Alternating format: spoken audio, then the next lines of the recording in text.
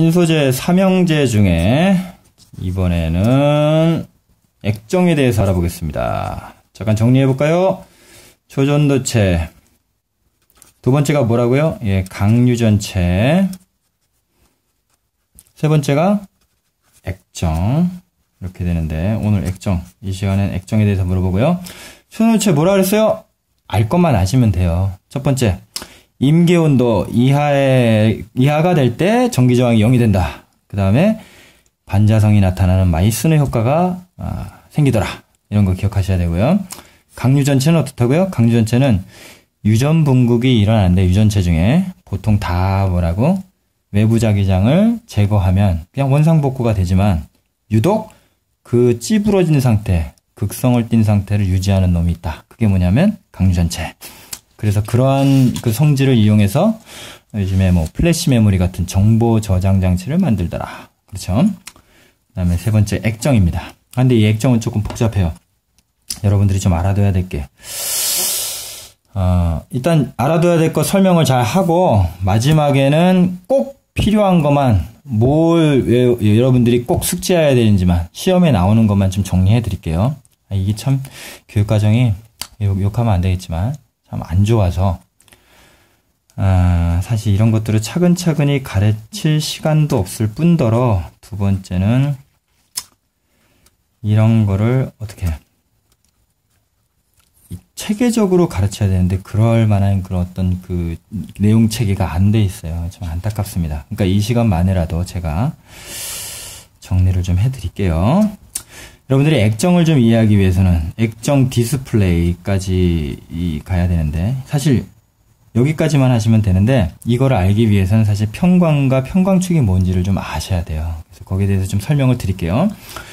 첫 번째 편광이라는 게 뭔지를 좀 보겠습니다.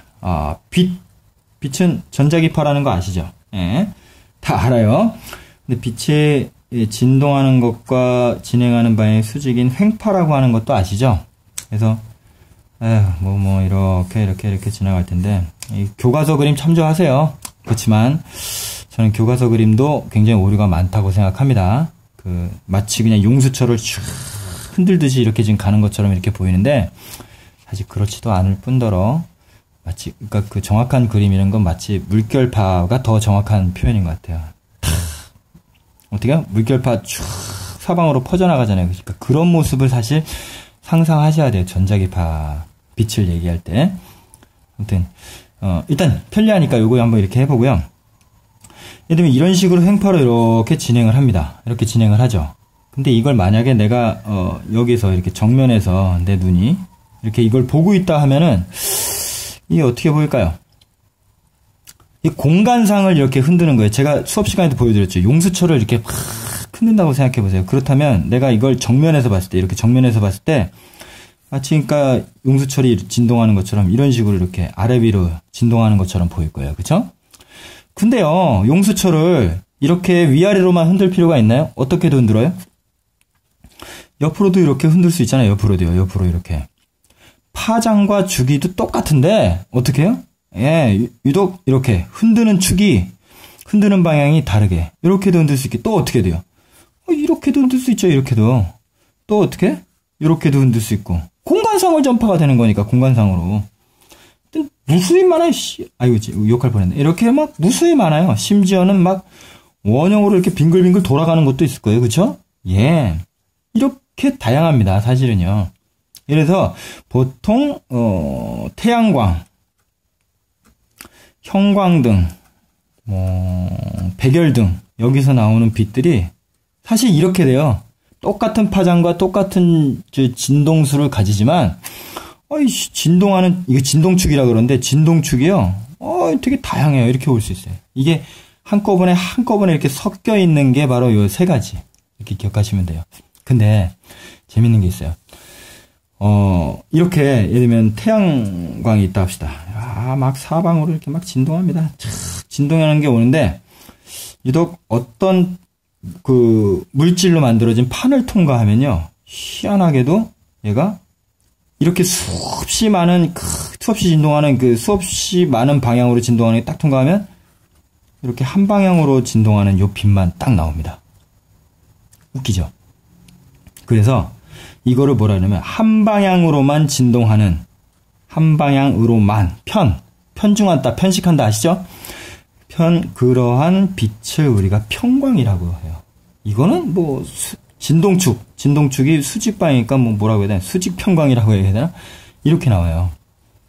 도대체 이놈은 뭐냐? 마치 이 수많은 방향에 진동하는 거를 한 방향으로 하니까 마치 무슨 필터링을 하는 필터 같죠? 근데 이거 필터링이라고는 안 하고요. 이거를 전문 용어로 뭐라 그러냐면 평광판이라고 얘기합니다. 그래서 오늘 두 번째 얘기할 거. 평광판이에요.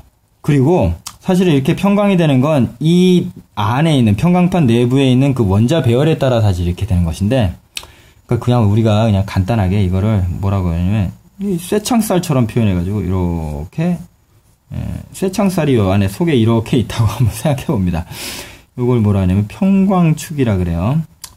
이름 다 외울 필요 없지만 그래도 알아두시면 여러분들 이해하는 게 좋겠죠. 도움이 되겠죠. 그래서 쇠창살이 이렇게 돼 있으니까 오직 뭐만 필터링을 해요? 이렇게 생긴 놈만 필터링을 한다 이거예요. 그러면요. 이것도 가능하겠죠.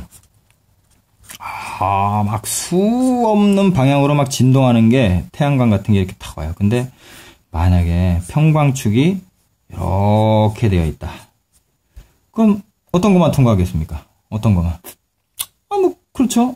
여기 통과할 수 있는 거는 이렇게 진동하는 요놈만 좀 되지 않겠어요? 이거는 뭐라고 해야 되나? 수평 평광이라고 해야 되나? 아무튼 이 평광축의 방향에 따라서만 이렇게 평광이 이제 빠져나오게 됩니다. 평광의 대표적인 예로는 요즘엔 또 그렇지 않은데 여러분들 스마트폰에서 나오는 액정 화면이나 하여튼 LCD TV 그 화면에서 나오는 빛이 다 이렇게 평광이에요.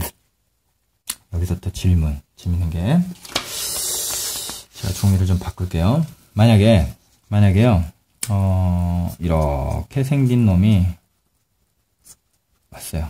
쫙 왔는데 여기를 통과합니다. 쫙 수직대평에 통과했어요. 어떤 거 될까요? 수직으로 평광된 빛만 딱 나오겠죠. 여기다가 수평으로 평광축이 되어 있는 평광축을 통과시키면 어떻게 될까요? 그렇죠. 빛이 아무것도 안 나오겠죠. 그쵸? 근데 이거를 예를 들면은 똑같이 수직인 그 평광판에 통과시키면 또 어떻게 되나? 그렇죠. 이때는 그냥 여전히 빛이 나오는 거죠. 그쵸? 이거 괜찮네요. 예를 들어서 여기에 우리가 이 백열등으로부터나 무슨 빛으로부터 쭉 나온 거를 일단 평광으로 만든 놈을 예를 들어서 이렇게 수평으로 놓으면 꺼지고 이걸 수직으로 놓으면 어떻게 켜지고 밝아지고 이렇게 껐다 켰다 하는 어떤 스위치를 만들 수 있지 않을까요? 바로 그 아이디어예요. 그 아이디어. 그런데 여기에다가 특별히 뭐냐면 이 기술에 액정 기술이 들어갑니다. 그래서 여기서는 예를 들면 이 평광 이거 1차 평광이라고 2차 평광이라는데 2차 평광을 이렇게 놓느냐에 따라 껐다 켰다 이제 하면 좋겠지만 그렇게는 안 하고 일단 장치를 어떻게 하냐면 액정 디스플레이라고 하는 건 이렇게 돼요. 잠깐만 제가 올릴게요. 이렇게 해서 일단은 외부로부터 온 빛을요 사방으로 진동하는 이 빛을요 일단 필터링을 해요. 그 다음에 여기 가운데다가 뭘 넣냐면 액정이라고 하는 물질을 놔요. 액정이라고 하는 물질. 이 액정이라고 하는 게 독특해요. 왜냐면 액체도 아닌 것이 결정질도 아닌 것이 액체하고 제 중간이라고 할까요? 그래서 여기 안에 입자들이 결정질 입자들이 있습니다. 이렇게 결정이 되는 결정됐다는 뜻이 아니고 수정 결정 이런 거 있잖아요. 예? 수정 결정 그렇게 결정 같은 이런 결정질의 이런 물질들이 이렇게 퍼져 있습니다. 근데 재밌는 건 이 액정에 전압을 안 걸어주면 이렇게 불규칙하게 있다가 이놈이 전압을 걸어주면요. 전압을 걸어주면, 여기다가 전압을 걸어주면, 즉, 다시 말하면 전기장을 걸어주면, 전기장 방향대로 얘가 이렇게 쫙, 정렬을 해요. 이렇게 쫙, 가지런하게. 독특한 놈이에요. 이렇게 결정지 쫙 정렬을 합니다. 똑똑하죠? 전압이 없고 있고에 따라서 이게 결정질이요. 정렬했다가 정렬 안 했다가 이런 식이 된다고요. 그럼 재밌는 게 여기부터 하는 게 어떨까요? 여기부터. 이렇게 통과를 시켰어요. 일단 하나를 통과시켜서 평강을 만들었어요. 요게 이 전압 요게 이게 이렇게 되어 있어서 이렇게 정렬이 되면 마치 이런 수직 평광축과 같은 역할을 해가지고 여기를 그대로 통과를 합니다. 이렇게 통과를 해요. 그 다음에 여기다가 평광축 두 번째 평광판을 넣는데 이거는 수직으로 나요. 여기를 예를 들면 수직으로 놓으면 죄송합니다. 제 말을 잘못했군요. 이게 수평으로 나요. 그러면 이렇게 해서 고스란히 정렬된 상태인 액정을 쭉 통과해서 쫙 수직으로 평광된 빛이 여기 들어가서는 어떻게 될까요? 통과하지 못하죠. 예. 이때는 일단 꺼지는 효과가 됐어요. 그쵸? 여기서는 어떠냐면, 근데 재밌는 게, 여기서는요, 이 불규칙한 이 액정의 결정질 방향에 따라서 이 평광이요, 평광이 방향을 바꿔요, 이렇게. 방향을 바꿔요. 그래서 마치 스파이럴처럼 이렇게 지금 수직 평광된 게 여기를 쭉 통과하면서 쫙 통과를 하면서 재밌는 현상이 일어나는데 이게 평광축이 이렇게 돌아갑니다. 신기하죠? 딱 돌아가요. 그래서 여기 통과하고 나올 때쯤이면은 원래는 예를 들면 수직 평광이었던 놈이 수평 평광으로 바뀝니다. 웃기지 않습니까? 이야. 그래서 이게 수평으로 평광축이 되어 있는 평광판을 어떻게 해요? 그대로 통과하겠죠. 이때는 어때요? 켜진 상태가 되는 거예요.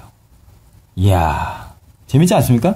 이 액정이 참 독특해요. 그러니까 이 액정의 결정질이 오히려 이 불규칙한 배열이 이 평광축, 수직으로 평광되어 있는 이놈의 평광축을 쫙 스파이럴처럼 이렇게 돌려가지고 수평으로 만들었던, 그 다음에 수평으로 만든 놈이 수평 평광축을 통과해서 켜져. 여기는 오히려 정렬이 되니까 수직 평광축처럼 이렇게 쫙 정렬이 되다 보니까 이게 그대로 통과를 해. 여기는 통과 못해. 그래서 껐다 켰다 이게 되죠. 전압이 안 걸려 있을 때 어떻게 되고 켜지고, 전압이 걸려 있을 때 어떻게 되고 꺼지고. 이거 기억하셔야 돼요. 아셨죠? 이러한 원리로 액정 디스플레이, LCD의 그 텔레비전에 이렇게 그 여러 가지 그 영상들을 우리가 볼 수 있는 겁니다. 잠깐 여기서 이제 이 상황 다 이해하셨죠? 그러고 나서 기억해 둘 거. 요것만 알면 된다. 문제를 풀 때는. 첫 번째.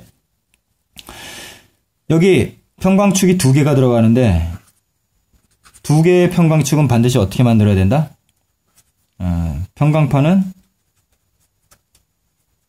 서로 어떻게 된다? 평광축이 축이 서로 수직하게 놔야 된다. 서로 알았죠? 하나가 수직이면 하나는 수평으로 이렇게. 두 번째, 전압이 어떻게 됐을 때? 안 걸려 있을 때는 어떻게 되고? 켜지고. 이거는 전압이 킬 때는 꺼지고 이렇게 된다. 왜 그러냐? 전압이 켜질 때에는 뭐가? 액정이 어떻게 되기 때문에 액정 결정이 아주 반듯하게 정렬을 하기 때문에 그렇다. 이렇게 기억하시면 되겠습니다. 요 세 가지 아셨죠? 이렇게만 기억하시면 됩니다. 이거 세 번째네요. 그죠?